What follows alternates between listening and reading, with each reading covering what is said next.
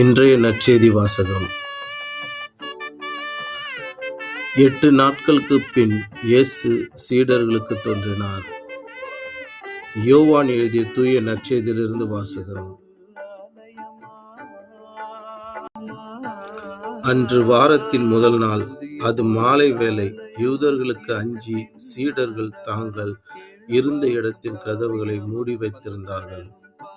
அப்போது இயேசு அங்கு வந்து அவர்கள் நடுவில் நின்று, உங்களுக்கு அமைதி உரித்தாகுக என்று வாழ்த்தினார்.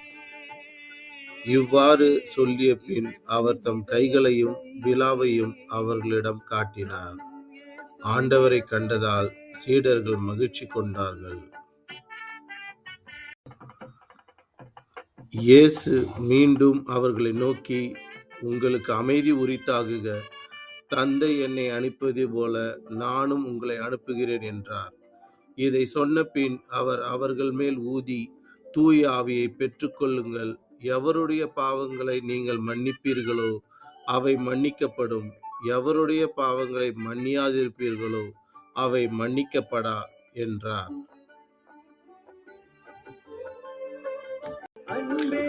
பன்னிருவருள் ஒருவரான திதிம் என்னும் தோமா இயேசு வந்தபோது அவர்களோடு இல்லை. மற்ற சீடர்கள் அவரிடம், ஆண்டவரை கண்டோம் என்றார்கள். தோமா அவர்களிடம், அவருடைய கைகளில் ஆணிகளால் ஏற்பட்ட தழும்பை பார்த்து, அதில் என் விரலை விட்டு அவர் விலாவில் என் கையை இட்டாலன்றி நான் நம்ப மாட்டேன் என்றார்.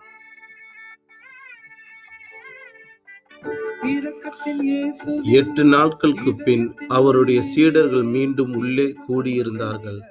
அன்று தோமாவும் அவர்களோடு இருந்தார். கதவுகள் பூட்டப்பட்டிருந்தும் இயேசு உள்ளே வந்து அவர்கள் நடுவில் நின்று, உங்களுக்கு அமைதி உரித்தாகுக என்று வாழ்த்தினார். பின்னர் அவர் தோமாவிடம், இதோ என் கைகள், இங்கே உன் விரலை இடு, உன் கையை நீட்டி என் விலாவில் இடு, ஐயம் தவிர்த்து நம்பிக்கை கொள் என்றார். தோமா அவரை பார்த்து, நீரே என் ஆண்டவர், நீரே என் கடவுள் என்றார்.